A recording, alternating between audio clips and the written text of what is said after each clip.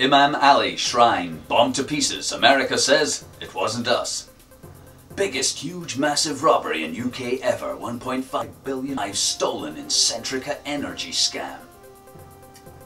America and its people, I mean ports, are up for sale. Terrorists snap up capitalist investment.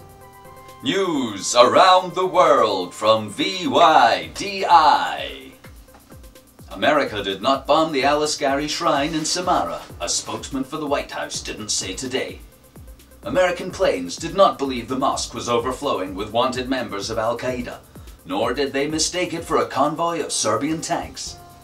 US Marines did not storm the mosque, which wasn't being used as a hideout for insurgents. Somebody somewhere has claimed it was the work of Sunni Muslims, so it must be true. After all, the last thing we want in Iraq is a civil war, distracting the people from the theft of their oil and the occupation of their country.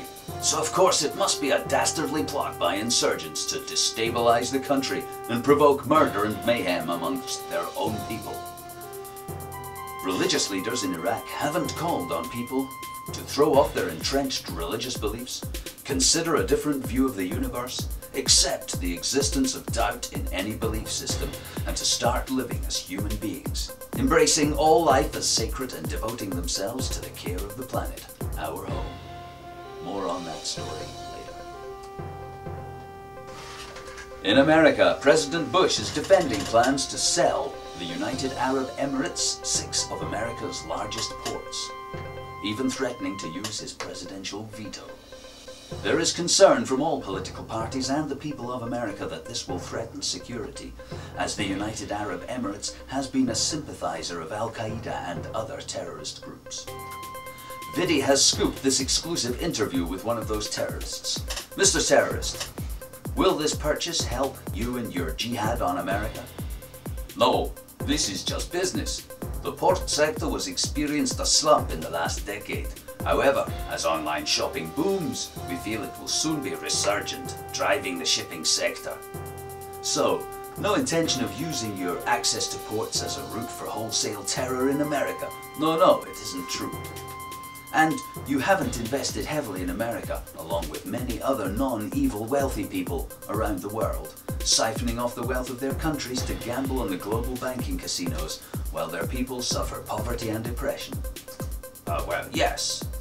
So, are you saying the whole terrorist thing is just a service industry that many governments find quite healthy to generate a culture of fear that keeps the people focused on the enemy while they drain the lifeblood from them? Yes. Well, thanks, Mr. Terrorist Person. In the UK, police haven't arrested several people in connection with the UK's biggest ever massive robbery. During the robbery, unarmed robbers stole £1.5 billion from the people of Britain. These are the key events. 2 gang members posing as Nationwide Utilities Company pull over the people of Britain in an unmarked monopoly. At the same time, other gang members who've infiltrated the government tell the people of Britain state-run gas supply businesses have been involved in an accident. You must come with us. All the people are taken to a deserted future and threatened with crumbling infrastructure and failing nationalised industries. Typical gas user and employee of a local security firm, Mr. Dixon and his family are forced to pay 23% rise in the cost of gas, while the robbers make off with $1.5 billion of their hard-earned cash. Local security firm, the government, who were hired to protect Mr. and Mrs. Dixon, said, "There was nothing we could do, there was too many of them. They promised nobody would get hurt if we just did what they say. So we let them. Run the water, the gas, the electricity and housing for the whole country. Business was everywhere. It was like they ruled the world." Now, the weather. Scientists are organising the biggest ever climate change experiment, and they would like the help of 100,000 people all over the world in predicting climate change. All you have to do is send an email to the following address after looking outside your window and tell us how fucked up the weather is. Send your email to "The Weather Sucks Here As Well" at scientistswatchingithappen.com. Have a nice weekend.